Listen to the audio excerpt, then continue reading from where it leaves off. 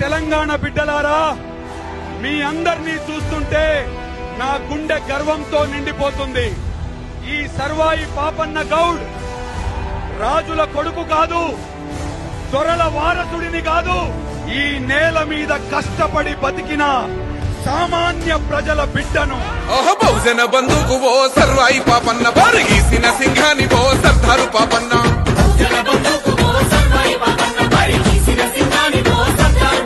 బాకులాంటి మోకు దెబ్బ ఓ సర్వాయి పాపన్న, గాయగోళ్ల గండ్రగొడ్డలో సర్దారు పాపన్న.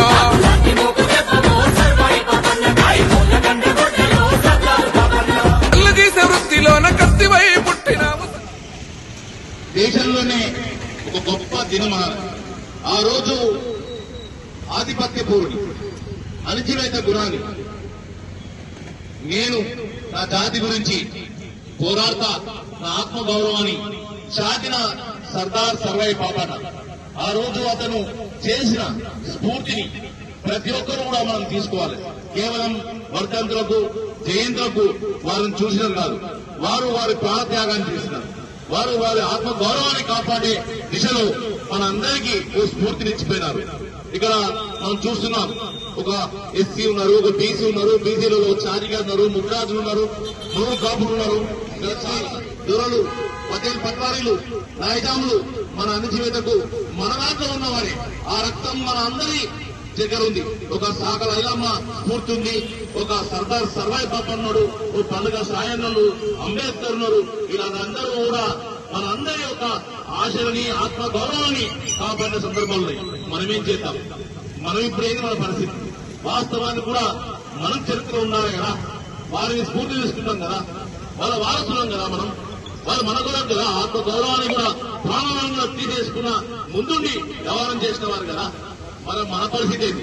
ఇక్కడ వాళ్ళందరినీ అడుగుతున్నా, మా సిద్ధుల కులాల యాదగిరి అన్నని అడుగుతున్నా, మా చిచ్చాని అడుగుతున్నా, మా ముద్రా సంఘాల బిడ్డలు అడుగుతున్నా, మా ఎస్సీ అడుగుతున్నా, మా గ్రూప్ కాపు బిడ్డలు అడుగుతున్నా, ప్రజలు అడుగుతున్నా, మీ ఓట్లు ఎవరికి వేస్తున్నారు?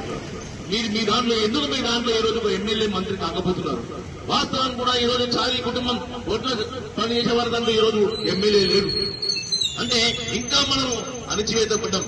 మనం ఈ రోజు చూస్తున్నాం, ఈ రోజు ఒక న్యూస్ లో చూసినా నేను 5,22,000 చిల్లర ఓట్లు ఉప్పల్ నియోజకవర్గం. నేను రాష్ట్రం మొత్తం మానం కానీ ఈ ఉప్పల్ నియోజకవర్గం ఉంటా, ఈ నియోజకవర్గం గురించి నాకు తెలిసిన అవగాహన మీద మాట్లాడతా.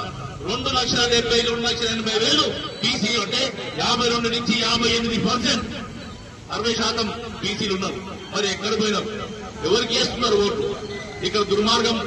నేను అందరూ మీరు చెప్తారో చెప్పాలి, నాకు కనబడేది 30 సంవత్సరంతో మన ఇంటి దొంగలు మన దాంట్లోనే మన కులానికి పేరు చెప్పి, మన కులాల పేరు చెప్పి, మనం నిరోధకుడికే దొరాలని చెప్పేసి గేట్ కాడ కూర్చున్న సందర్భాలు ఉన్నాయి.